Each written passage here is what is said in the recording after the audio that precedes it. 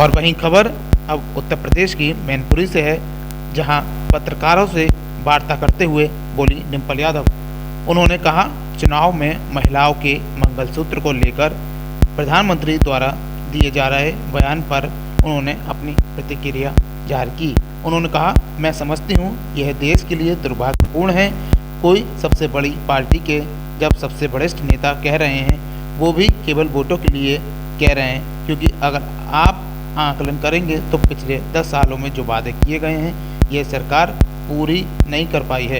और मैं समझती हूँ कि आज लोग त्राही त्राही मचा रहे हैं। जो ज़मीन पर लोग हैं वह दुखी हैं, प्रताड़ित हैं, महसूस कर रहे हैं अपने आपको और मैं समझती हूँ कि इनकी सारी बातें झूठी साबित हुई हैं। तो वहीं डिम्पल यादव द्वारा पुलवामा में शहीद हुए उनकी पत्नियों के मंगलसूत्र पर उठाए गए सवाल पर भी उन्होंने अपनी प्रतिक्रिया दी। इस दौरान उन्होंने कहा, फर्स्ट फेज की वोटिंग के बाद इंडिया गठबंधन बड़े मनोबल के साथ आगे बढ़ रहा है। तो वहीं उन्होंने कहा, समाजवादी पार्टी बहुत बढ़िया परफॉर्म कर रही है, गठबंधन भी अच्छा परफॉर्म कर रहा है। पूरे देश में जो रीजनल पार्टी हैं, मैं समझती हूँ कि मजबूती के साथ भाजपा से जीत रहे हैं। आइए क्या कुछ बोली डिम्पल यादव, देखते रहिए अमर प्रभात। धन्यवाद। चाहता है वहीं विपक्ष आरोप लगा रहा है कि प्रधानमंत्री मोदी जिस तरह से बयान दे रहे हैं, महिलाओं के मंगलसूत्र तक की बात आ जा रही है चुनाव में, किस तरह से देखती है? ये हमारे देश के लिए बहुत ही मैं समझती हूँ एक ऐसा लेवल है, ऐसे हम लोग लेवल पे हैं, दुर्भाग्यपूर्ण है देश के लिए अगर इस तरह की बातें कोई सबसे बड़ी पार्टी के सबसे वरिष्ठ नेता कर रहे हैं, वो भी केवल वोटों के लिए कर रहे हैं।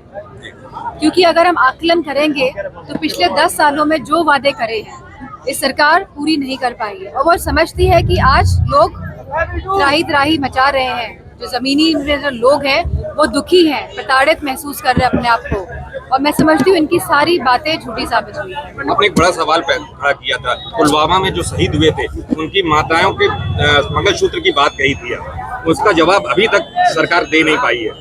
ये बहुत ही दुर्भाग्यपूर्ण है। हमारे जो लेफ्टिनेंट गवर्नर थे, जो गवर्नर साहब थे मलिक साहब, उन्होंने कहा था कि उन्होंने खुद सरकार को कहा था कि जवानों के लिए एयरक्राफ्ट आप दीजिए, क्योंकि भारी संख्या में जवानों को शिफ्ट करना है।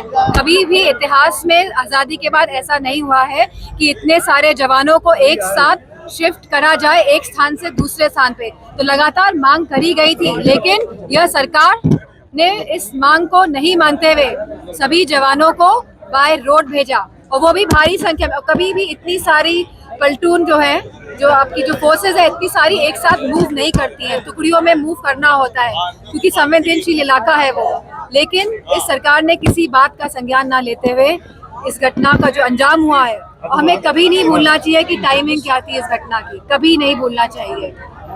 पहला फेज का जब वोटिंग हुई थी तो इंडिया गठबंधन के मनोबल बहुत बड़ा हुआ, दूसरे फेज का चुनाव हो रहा है, क्या लगता है किस तरह से परफॉर्म कर रही है गठबंधन? समाजवादी पार्टी बहुत बढ़िया परफॉर्म कर रही है, गठबंधन भी अच्छा परफॉर्म कर रही है। पूरे देश में जो रीजनल पार्टीज है, मैं समझती हूँ पूरी मजबूती के साथ भाजपा से जीत रही है। ठीक है।